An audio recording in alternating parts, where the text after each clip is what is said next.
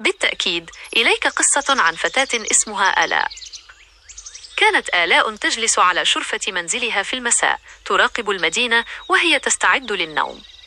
لم تكن مجرد مدينة، بل كانت لوحة فنية تتحول ألوانها من أصفر النهار إلى أزرق الليل الداكن، وتتزين بأنوار المنازل المبعثرة كنجوم على الأرض. كانت آلاء رسامة، ولكن ليس بالفرشاة والألوان بل بالكلمات.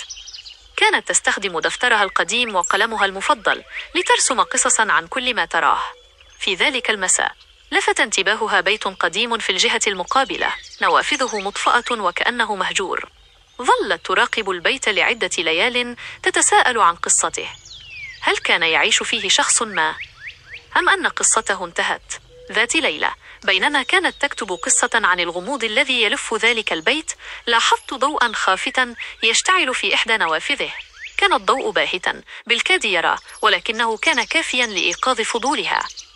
في اليوم التالي قررت آلاء أن تفعل شيئا لم تفعله من قبل. أخذت دفترها وقلمها وكتبت رسالة قصيرة إلى ساكن البيت الغامض. أهلا بك في الحي، هل يمكنك أن تخبرني قصة هذا البيت؟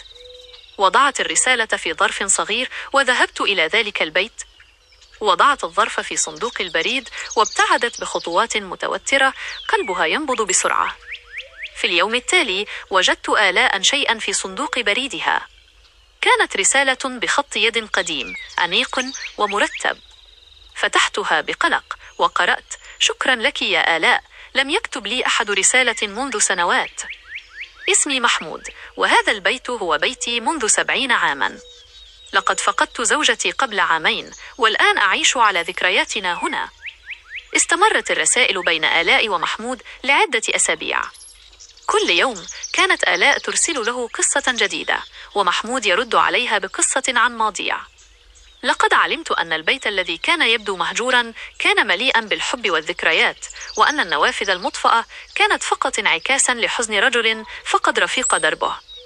في إحدى الليالي كتبت آلاء لمحمود: أود أن أراك، هل يمكننا أن نلتقي؟ في اليوم التالي لم تجد رسالة في صندوق بريدها. شعرت بالحزن وظنت أنها أزعجته، لكن في المساء سمعت طرقا على بابها. فتحت الباب ووجدت محمود واقفا يرتدي معطفا قديما، وفي يده إناء صغير من الياسمين. قال بابتسامة دافئة: لم أستطع الرد بالكتابة، فقررت أن أحضر الرد بنفسي. هذه زهرة الياسمين، كانت زهرة زوجتي المفضلة. منذ ذلك اليوم لم تعد آلاء ترى البيت المقابل غامضا، بل رأته مليئا بالحياة، مليئا بالقصص، وبصداقة جديدة بدأت برسالة بسيطة. تعلمت أن القصة الحقيقية ليست دائما فيما نراه، بل فيما نأخذ الوقت لنكتشفه.